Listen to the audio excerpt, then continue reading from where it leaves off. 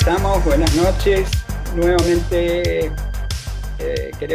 empezamos con el ciclo de Conversando este sábado a la noche. Esta noche queremos dar la bienvenida al doctor Ezequiel Spector. Buenas noches, Ezequiel. Buenas noches.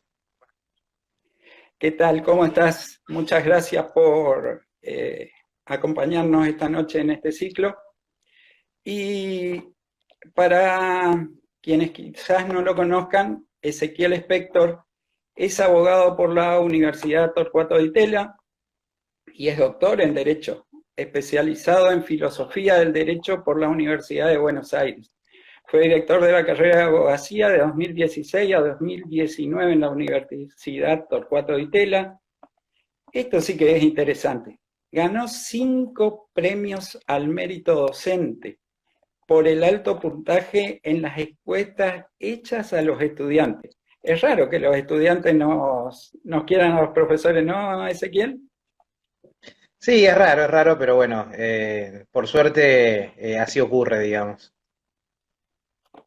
Fue becario en el Instituto de Derechos Humanos Bartolomé de las Casas de la Universidad Carlos III de Madrid, en el Center for the Philosophy of Freedom de la University of Arizona y en el Consejo Nacional de Investigaciones, CONICET, de la Argentina. Un tema bastante está de actualidad y a la vez cuarentena, una mirada jurídica y social. Muy discutido el tema. ¿Qué nos podés decir de acuerdo a esto? Bueno, es un tema bastante complejo. Yo quiero empezar por agradecerte esta invitación. Me siento muy honrado de estar acá en este ciclo de charlas. Y querría, digamos, dividir mi análisis en dos partes, como dice el título, un análisis jurídico y un análisis social. Y me gustaría empezar por el análisis jurídico. Y lo primero que querría preguntarme y reflexionar es acerca de cuán bien se llevaron las restricciones, las medidas que adoptó el gobierno durante la cuarentena y la Constitución Nacional. Y la respuesta es, se llevaron muy mal y voy a tratar de justificar por qué es así. Según, digamos, la Constitución, hay tres formas de restringir o limitar derechos. Es decir, no es inconstitucional limitar derechos. La propia Constitución tiene un mecanismo para limitar derechos y estos mecanismos pueden dividirse en tres. En primer lugar, los decretos de necesidad y urgencia, los DNU, los así llamados DNU, el artículo 99, inciso 3 de la Constitución. En segundo lugar, las leyes que le delegan al presidente facultades legislativas, es decir, los decretos de delegación legislativa del artículo 76 de la Constitución, en casos de emergencia pública, dice el artículo 76. Tanto el 99, inciso 3, como el 76 fueron incorporados en la reforma del 94, no estaban antes, por más que antes había una costumbre de delegar muchas facultades en el presidente. Y en tercer lugar, el estado de sitio del artículo 23 de la Constitución, que si bien el artículo 23 lo único que dice es que el estado de sitio suspende las garantías constitucionales, el artículo 75 de la Constitución luego dice que es el Congreso el que tiene que sancionar el estado de sitio.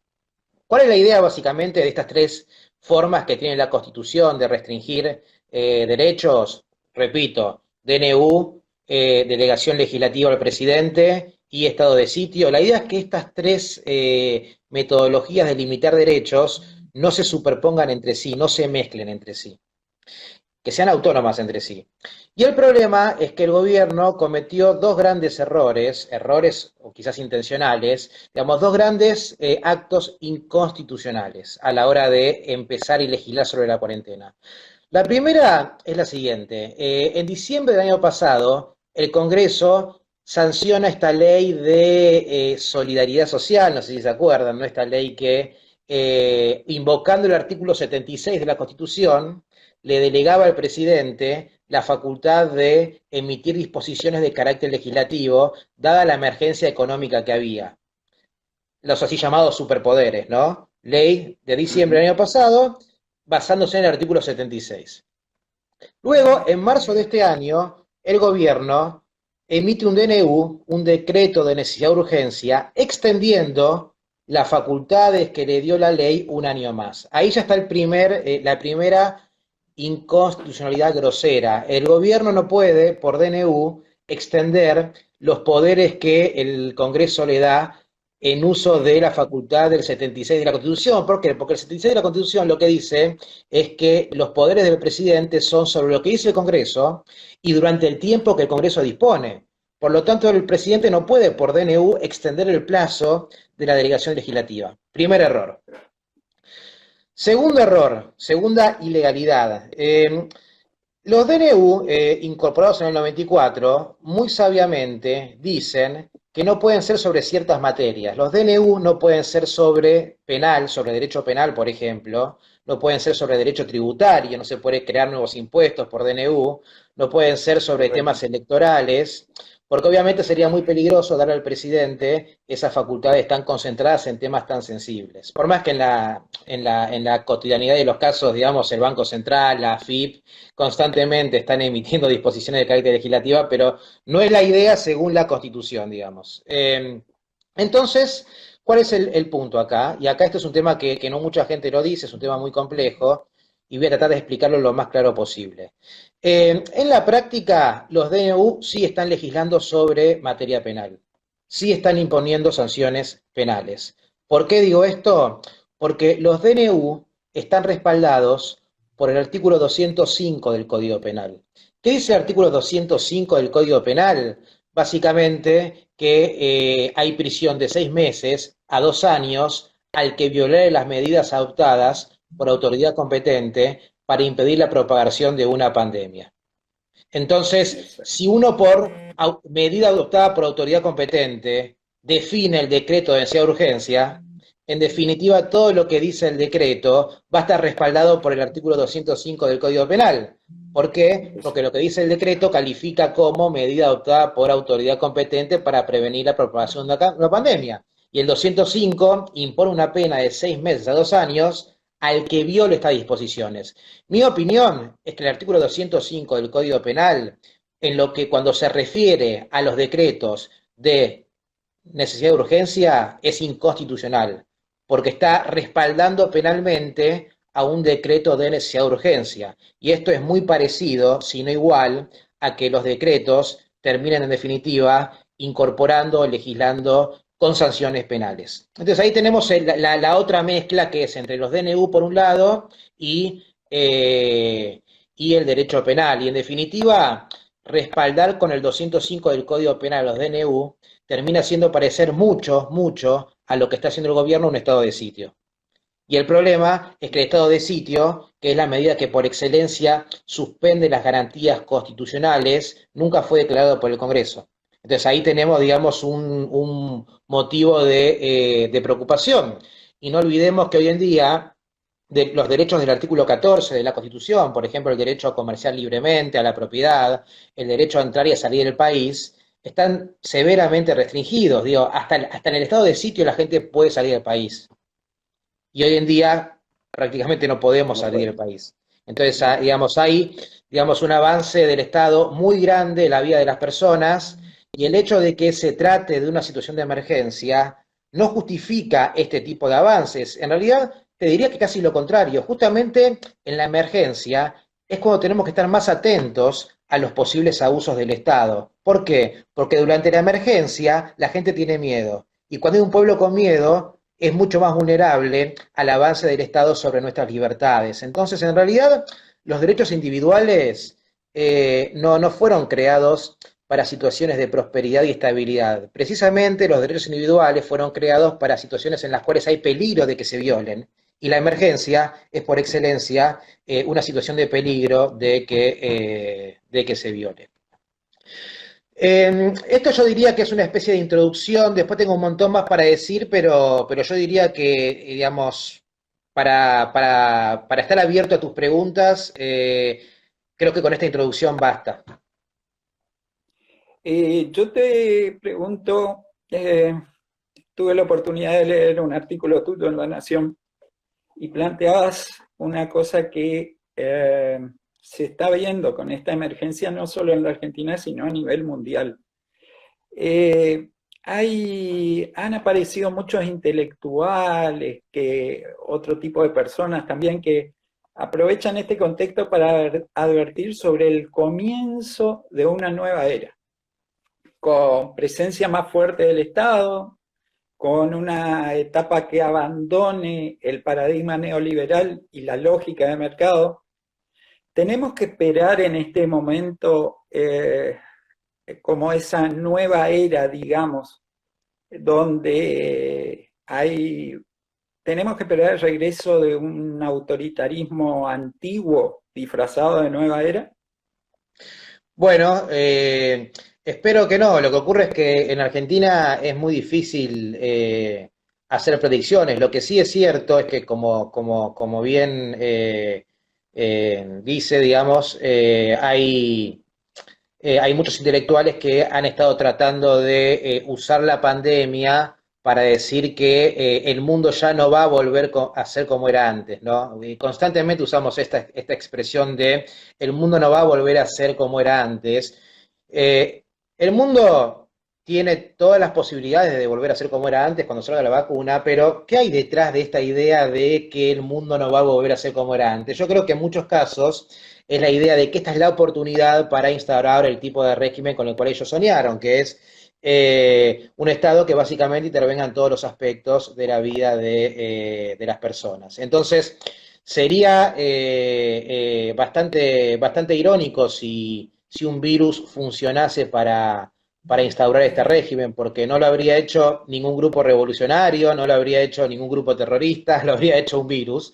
Eh, pero confiemos en que no va a ser así. Lo cierto es que bueno, digamos, todos estos razonamientos descansan en grandes falacias acerca de lo que es el mercado, acerca de lo que es el liberalismo, lo que son las libertades individuales, interpretan mal lo que es el mercado. En definitiva, digamos, cuando uno se pone a pensar, eh, si cuando las papas queman, digamos, dependemos de las potencias capitalistas para la medicina, en este caso de la Universidad de Oxford, en este caso de Inglaterra, que está ubicado altísimo en los índices de libertad económica, no dependemos ni de Cuba ni de Venezuela. Entonces, yo diría, digamos, que cuando las papas queman, vemos quién fabrica la buena medicina y quién hace la buena medicina y quién no. Obviamente cuando estamos todos bien sí podemos darnos el lujo de ser demagogos con estas cosas, ¿no? Exactamente. Pero bueno, diría, espero Eh, que no, espero que esto no sea usado como una excusa para instaurar un régimen totalitario o autoritario. eh, esa, esa teórica nueva era nos llevaría, tendríamos que esperar de que en esa era, en la economía, tengamos más keynesianismo, en lo social tengamos más colectivismo y en política, en el área, la vida política, más autoritarismo o totalitarismo. Bueno, depende, digamos, el keynesianismo es por lo general una forma de tratar de llevar cierta estabilidad económica, al menos en el corto plazo, que es en donde dura el keynesianismo, y de esa forma seguir conservando las instituciones democráticas. Ahora, cuando en definitiva, la situación no se puede mantener y no haya keynesianismo que pueda salvarnos ni siquiera en el corto plazo, que es para mí en lo cual está inventado el keynesianismo, digamos. Sí va a ser necesaria la represión estatal, es decir, la represión estatal entra en juego una vez que la situación económica no se puede salvar ni siquiera en el muy corto plazo, que es lo que estamos viendo que está pasando ahora en Venezuela. Entonces, yo lo que diría es, digamos, cuánto se violen los derechos individuales va a depender en definitiva de la situación económica y el panorama no es nada alentador, pero bueno, tampoco quiero ser muy pesimista, ¿no? Volviendo al tema de la pandemia y, y con un libro que vos publicaste últimamente que se llama Malversados. Cómo la falacia se apoderó del debate político, donde vos hablas de alrededor de 15 falacias que cometen los políticos al hacer sus debates.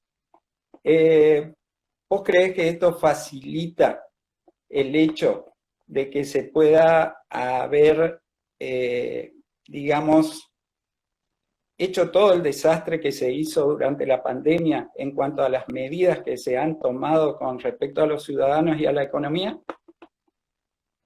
¿La calidad del debate que hubo? Bueno, es una buena pregunta. Hay dos elementos importantes que tengo para responder esta pregunta. La primera es, eh, digamos, la forma en la cual el gobierno decidió encarar el problema de la pandemia. Es decir, parece que el gobierno nunca consideró la complejidad del problema y trató a la pandemia simplemente como un problema médico, ¿no? Como un problema médico y además como un problema de infectología. Y esa fue la forma en la cual constituyó el comité de expertos.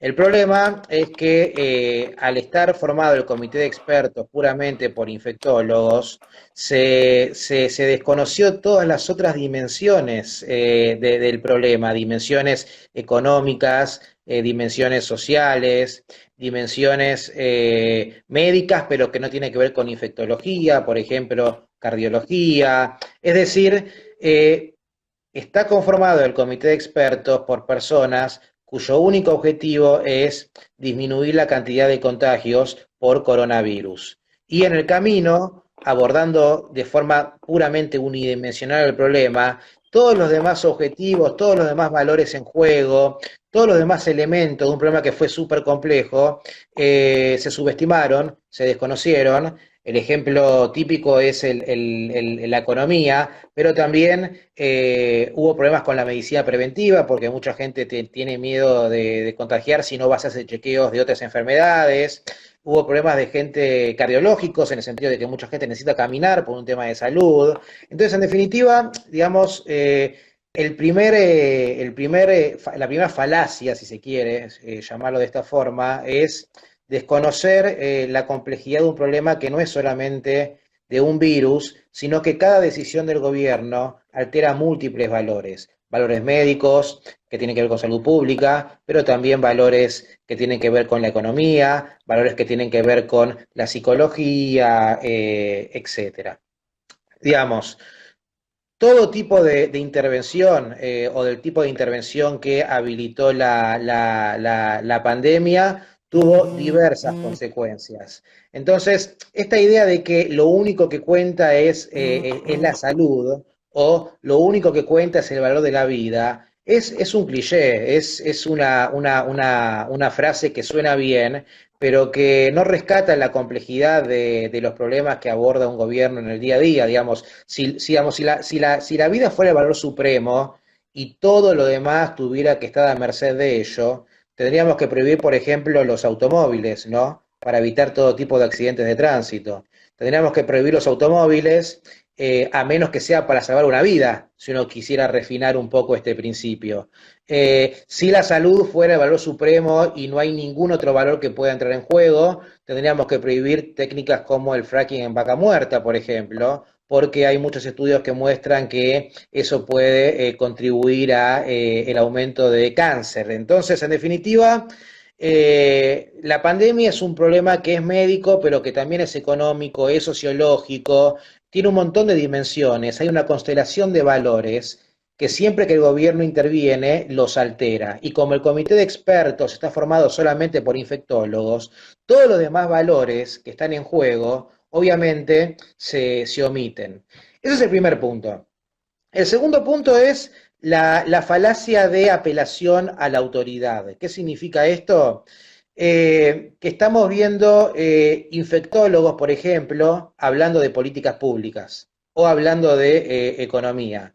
Digamos, el expertise en un área del conocimiento no se puede trasladar a otras áreas del conocimiento. Entonces, esta idea de acudir a infectólogos para ver cómo se desarrolla el virus, ver cuán grave es, ver cuáles son las formas de contagio, está perfecto.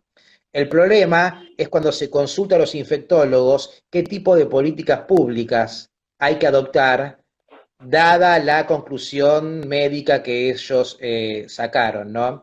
Y ahí ya están hablando sobre temas que no tienen que ver sobre su área del conocimiento, que es la misma falacia que se comete cuando se dice que, por ejemplo, el ministro de Salud tiene que ser un médico.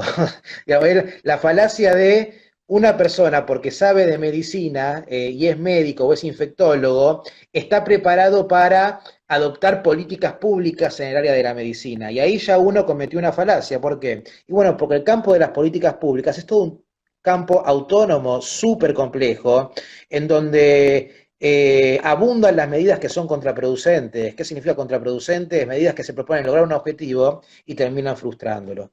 Entonces, yo lo que diría es que sí, digamos, se ha confiado en infectólogos para tratar temas de política pública y obviamente eso es lo mismo que confiar en, no sé, en un economista para o una operación de corazón abierto, por ejemplo, ¿no? Uno se está preguntando a un experto sobre temas que no tienen que ver sobre el área de ese experto.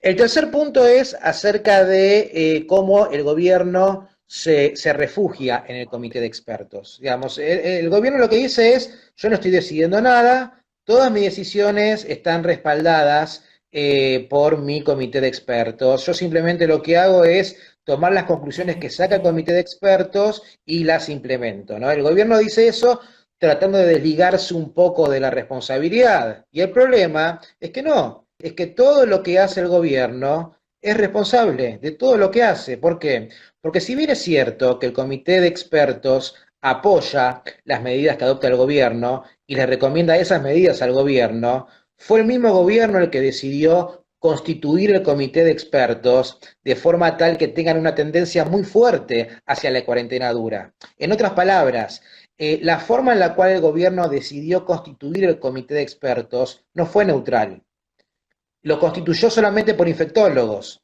y sabía que solamente infectólogos van a tener una tendencia muy fuerte a adoptar medidas de cuarentena dura.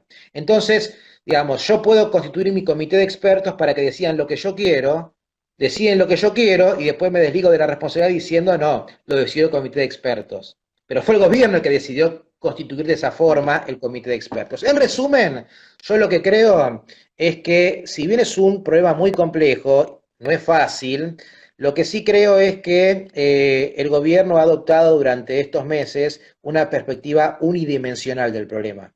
Unidimensional, es decir, sanitarismo unidimensional, solamente dirigido a disminuir la cantidad de contagios por coronavirus y nada más, sin tener en cuenta que hay un montón de valores en juego, un montón de elementos en juego, y que este tipo de pandemias no son crisis sanitarias solamente, son crisis económicas, crisis que incumbe a la psicología, que incumbe también a la medicina, pero no solamente a la infectología. Una pregunta que nos hacemos todos. Eh, Esto ha afectado a mucha gente económicamente, ha llevado a muchas quiebras, ha llevado a gente que perdió el trabajo y especialmente a toda esa gente que está en la economía informal. Eh, ¿Qué posibilidad? ¿Fue una cuarentena, digamos, a las apuradas? ¿Fue una cuarentena de un día para otro, rápido y sin posibilidad de que esa gente tenga alguna forma de protegerse? ¿Qué posibilidad tiene o qué medidas puede pedir esa gente como resarcimiento de esta situación? Vista desde el punto de vista jurídico, porque muchas veces desconocemos eso los ciudadanos comunes. Ujú. Bueno, en la práctica las probabilidades son escasas, yo diría. es el tipo de, a ver, si uno quiere hacer juicio al Estado por haber tomado medidas que fundieron empresas, fundieron pymes, etcétera, lo primero que tiene que justificar es que hubo una acción antijurídica por parte del gobierno. Y eso no es nada fácil de justificar, dado que el tipo de emergencia que vivió Argentina, hay como una especie de consenso de que, bueno, de que cada gobierno hizo lo que pudo y ninguno tiene que ser responsable de una situación que los agarró de sorpresa y que no hay muchos antecedentes al respecto, ¿no? Entonces yo lo que diría es que a nivel civil ese tipo de juicio en la práctica no me animaría a pronosticar, no va a prosperar. Sería el tipo de juicio que la Constitución prevé, en el cual la Corte Suprema tiene que tener jurisdicción originaria. Es decir, ahí, como sabemos todos, digamos, la Corte Suprema interviene solamente en algunos casos y por apelación, es decir, luego de pasar por tribunales anteriores. Bueno, en muy poquitos casos la Corte Suprema, dice la Constitución, interviene con jurisdicción originaria. Esto significa que no hay que pasar por instancias anteriores, uno directamente va a la Corte Suprema. Uno de esos casos es cuando el Estado sea parte. La vía procesal podría llegar a ser esa. El problema es que no es nada fácil mostrar que el tipo de daño que la gente experimentó se debe a una acción antijurídica del gobierno. Así que no diría digamos, no soy muy optimista respecto de que prosperen ese tipo de acciones judiciales. No porque yo cree que el gobierno haya actuado bien, digamos, yo creo que el gobierno actuó mal y actuó de forma ilegal. Lo que pasa es que a los tribunales argentinos no les gusta mucho esto de condenar a los estados a resarcir con daños y perjuicios a la población. Así que, digamos, no soy tan optimista. Lo que sí habría que ver es respecto de la violación de derechos humanos. Argentina tiene un montón de tratados de derechos humanos. El más conocido es el Pacto de San José de Costa Rica, que están incluidos en el artículo 75, inciso 22 de la Constitución, y que le dan a esos tratados jerarquía constitucional. ¿Qué significa esto? Que valen igual que la Constitución. Bueno, entonces habría que ver si no se pone de moda entre los países, digamos, demandar a sus propios estados ante la Corte Interamericana de Derechos Humanos por violación de derechos humanos durante la pandemia. Digo, se pone de moda porque los tribunales internacionales son tribunales también muy políticos, entonces, en definitiva, tiene que haber como que se ponga de moda esta idea de demandar ante la Corte, digamos que la tendencia mundial vaya hacia eso, o al menos latinoamericana, y ahí quizás la Corte podría tener alguna presión política como para evaluar seriamente si hubo violación de derechos humanos durante la pandemia. En fin, nada que no sepamos respecto de cuán politizados están los tribunales nacionales, pero que también afecta a los tribunales internacionales. Para irte, últimas preguntas ya. Hay dos libros tuyos. Uno es Malversados, el que estamos conversando. Sobre él quiero preguntarte primero, ¿por qué lo escribiste? ¿Qué es lo que vos viste que te llevó a escribir? Bueno, ese libro lo escribí luego de haber consumido horas de televisión y de radio, digamos, y un poco indignado acerca de el bajo nivel de debate público que hay en Argentina, que en realidad es el mismo tipo de nivel que uno encuentra en otras democracias latinoamericanas. Entonces, aprovechando que yo di bastante tiempo en la materia de lógica en la Universidad de Itela, y aprovechando que consumía muchos medios de comunicación, dije, bueno, tengo que hacer algo útil con esto, y empecé a escribir ese libro, Malversados, que trata de identificar las 15 falacias más comunes en el ámbito político, en los debates políticos que tienen lugar tanto en el Parlamento como en los medios de comunicación, en la radio, en los diarios, etcétera. Y en ese libro lo que hago es mostraba una cierta preocupación acerca de lo difícil que es en Argentina establecer hechos. Porque cuando uno ve, por ejemplo, los debates que hay en Estados Unidos, en los medios de comunicación, uno va a ver que son debates más sobre ideas, pero que no se discuten sobre los hechos, que todo el mundo sabe y está de acuerdo en cuál es el índice de pobreza, todo el mundo sabe cuál es el índice de empleo o de desempleo. Hay ciertos hechos sobre los cuales no se discute. Digamos, yo creo que la principal razón por la cual el debate público en Argentina es tan pobre es que ni siquiera nos ponemos de acuerdo sobre qué es lo que está ocurriendo, qué es lo que está pasando. Cada uno tiene sus propios hechos, sus propios índices. Digamos, durante el kirchnerismo hace mucho tiempo, ¿se acuerdan de que teníamos el índice de inflación del Congreso, del gobierno, de consultoras privadas, y todos daban algo diferente? Lo mismo ocurría con la pobreza. Entonces, digamos, el hecho de que sea tan difícil en Argentina establecer datos duros, porque la gente es tan deshonesta intelectualmente que cuestiona lo que está pasando. Vos le decís el cielo es azul y te discuten, dicen no, el cielo es verde. El hecho de que haya semejante hipocresía ha degradado muchísimo el debate público en contraste con otras democracias, por ejemplo Estados Unidos, en donde si bien hay muchísimas discusiones y muchísimas grietas, hay hechos que no se discuten. Los hechos son como son y punto.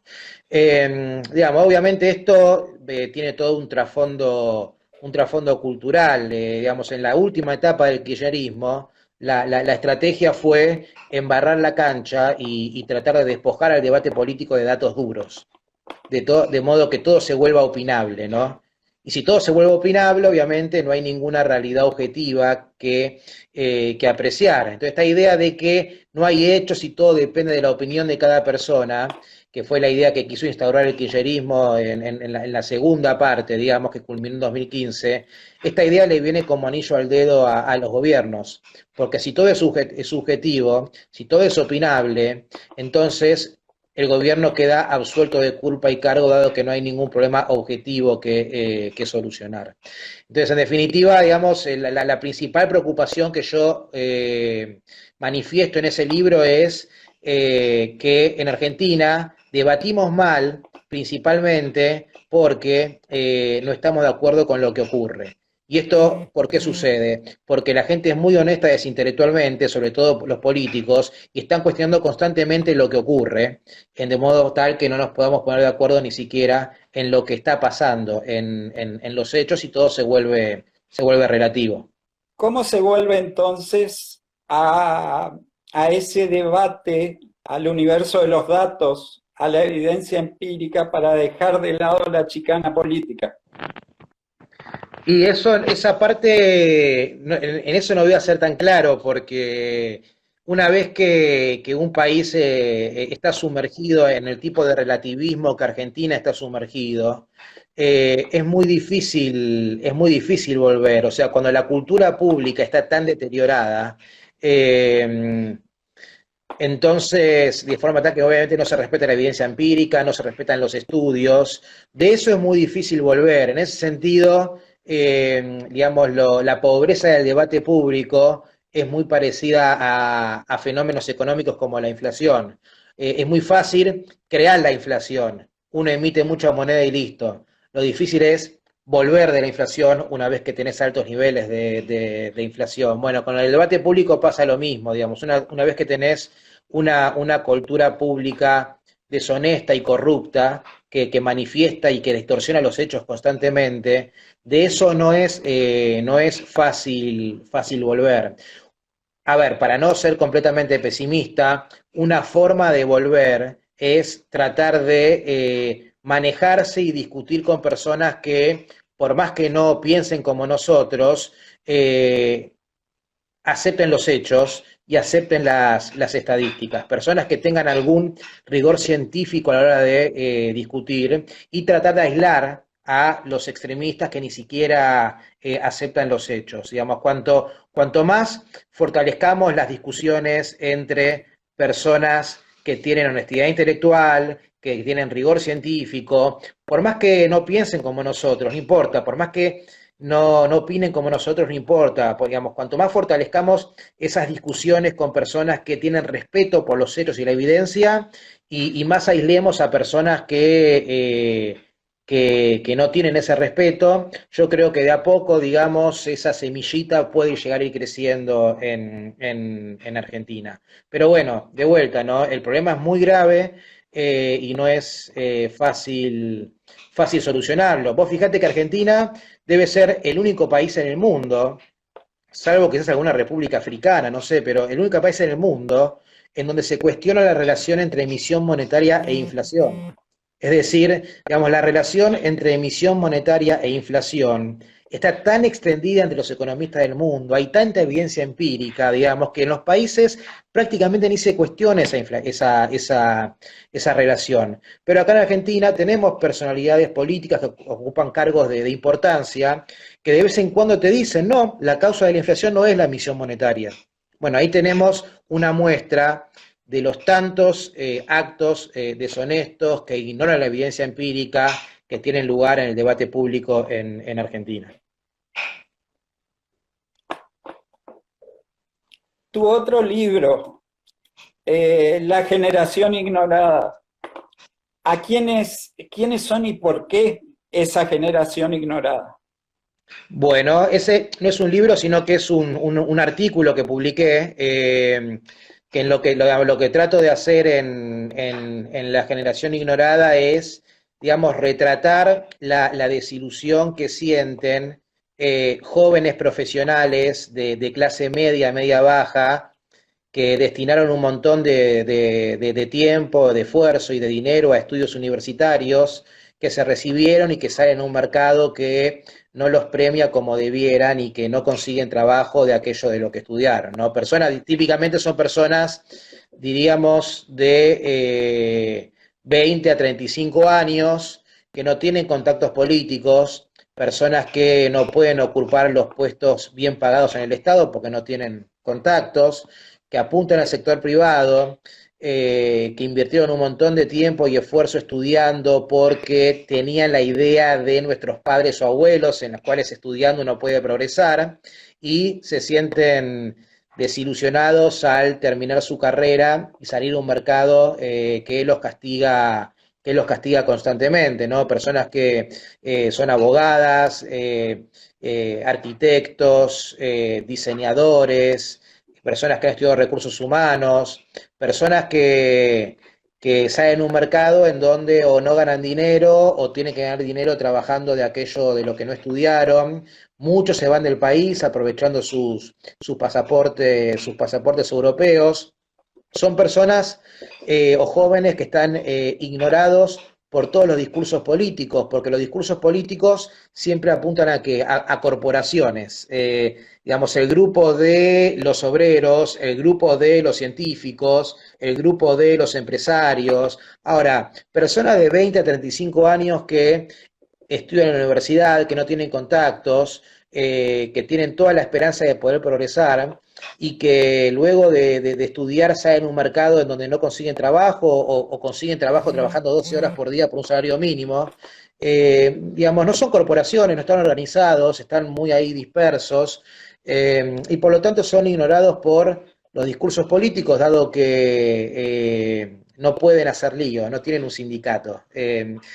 Entonces, digamos, el punto es que estas personas tampoco se sienten identificadas ni se sienten conmovidas por ninguna idea de justicia social, porque por lo general la idea de justicia social está armada para ¿qué? Está armada para derechos socioeconómicos. ¿Qué quiere decir esto? Personas que típicamente no consiguen trabajo, entonces reciben apoyo del gobierno. Pero estas personas no quieren ningún apoyo del gobierno. Estas personas estudiaron para poder trabajar.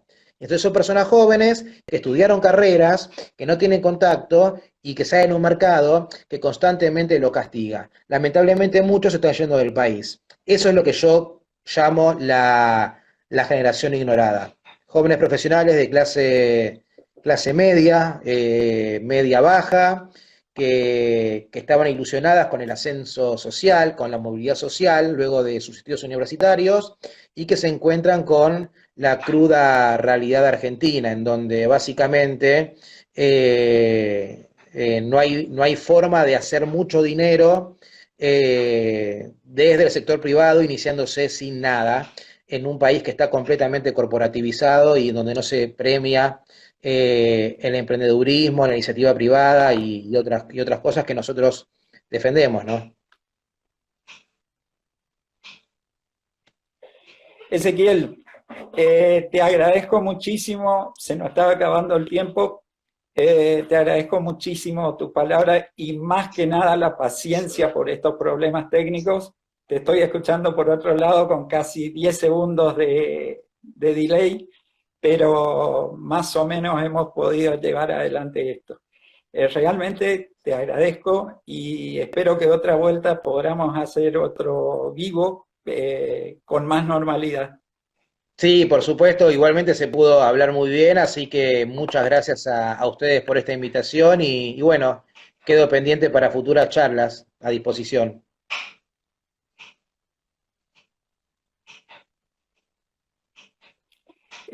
También le agradezco a toda la gente que se acercó a escuchar acá y los esperamos, el club los espera en las distintas conversandos que tenemos en este ciclo y siempre con gente muy interesante como el caso de hoy, pese a todos estos problemas que hemos tenido.